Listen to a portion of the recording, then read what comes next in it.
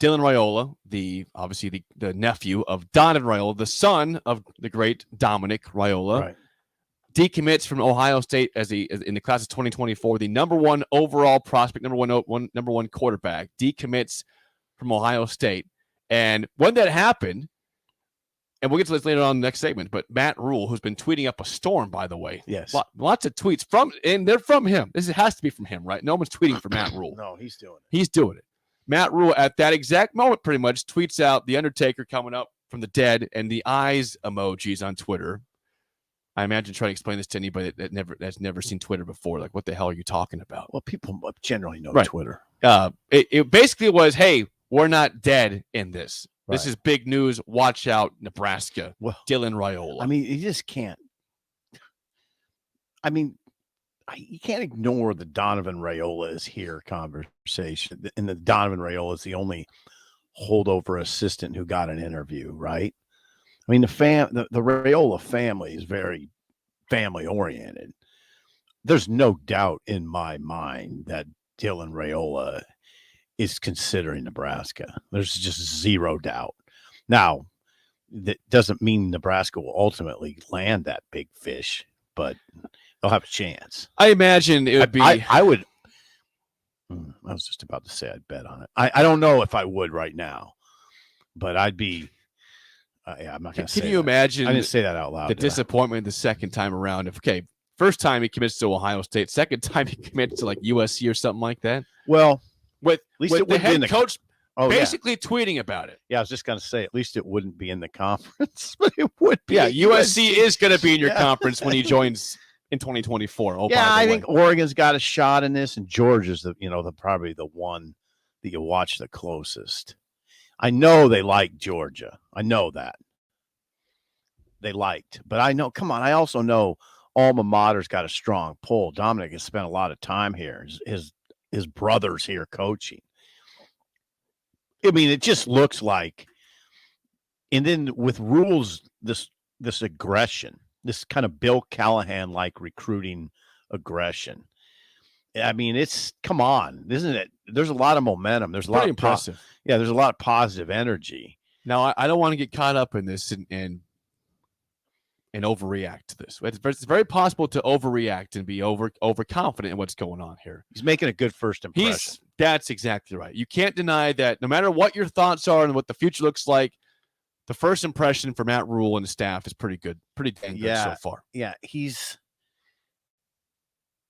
already made this is his second impression, by the way. He made a really good first impression at his introductory news conference. Did Matt Rhule, the 47-year-old from Pennsylvania. He made a great first impression at his introductory news conference. And now this is kind of the second impression, Sure. like, huh? Yeah, we're actually seeing the work. The speech was fun. It was great. But now we're seeing the results following up here. He's a grinder.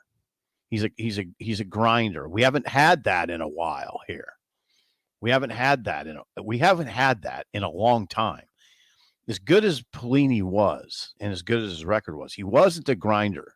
He recruited well, though. I mean, let's not. He did. So who was the last grinder? Bill. He grinded the whole time? Bill Callahan? Oh, yes. Ooh, I about cussed. Yes. I heard that. Yes. That was close. That was close. Dangerously close. But yes, Bill, this is what it reminds Sean Callahan of, who really follows recruiting. That's his forte. He says this reminds him of Bill, and there's a commonality in this. It's really interesting. Vince Ginta is leading, he's leading the recruiting department right now. Vince Ginta. Okay. He led the recruiting department for Bill Callahan. So there's a commonality. I got to go back. He was definitely an integral part of Bill Callahan's recruiting department if he didn't lead it. So Vince Ginta is prominent in this discussion. And I think he's going to stick. I don't know. I mean, he was a holdover. Mm-hmm. Frost hired him for the final year. Too late. It was too late. Yep. I mean, there wasn't the level of organization in Frost's recruiting operation that you would have wanted. It wasn't. Now I would say there is. and Vince Ginta is leading it. Yes, Frost hired Vince Ginta for the final year, but it was too late. Now it's not. So now we're seeing, I mean, hey, man, they went and got Jeff Sims. Maybe Jeff Sims just needed a little change of where he was at, change of vision, leadership. Leadership. Yeah, right. I mean, it's possible. Yeah. But Jeff Sims is a good athlete. That guy is a good athlete. I appreciate the fact that Jeff Sims, coming in with 3 years to play 2, sees a roster full of quarterbacks. You know, there's a bunch of guys in the room. But won't you be confused if Hornsby also commits, seeing that the same thing? Okay, they just took a quarterback that was a starter. You were a backup at Arkansas. This guy was a starter at Georgia Tech. I think I will be a little bit confused if Hornsby commits. Yes. Yeah. Like, you can expect all you want, or whatever. Yeah, I wonder what Malik. Listen, I'm going to be confused if he commits here. Yeah, I wonder what Malik Hornsby's thinking right now. I wonder what he's thinking right now after that commitment. Because Hornsby came here and loved it. He came here and loved it. He said he did. Good. So who do you like better? Do you like Sims or Hornsby better? Well, Sims, because he's got much more experience. Well, good. Hornsby was a backup. Then I don't want to upset Sims by bringing in Hornsby and say, well, guess what? I'm out of here then.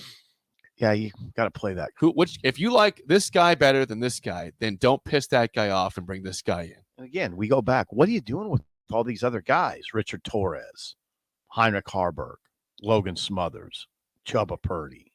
What are you doing? I mean, Casey Thompson. What's Casey going to do? He got his master's this weekend, I believe. Is he going to get another master's? I don't know. Why not? We could. He'd have to begin a new master's program, though, which is no small thing. It's not. I mean, he'd be getting 2 masters. That's impressive. He'd be very decorated. That's 2 more than I got. I don't. Much. Yeah, 2 more than me too. Yeah.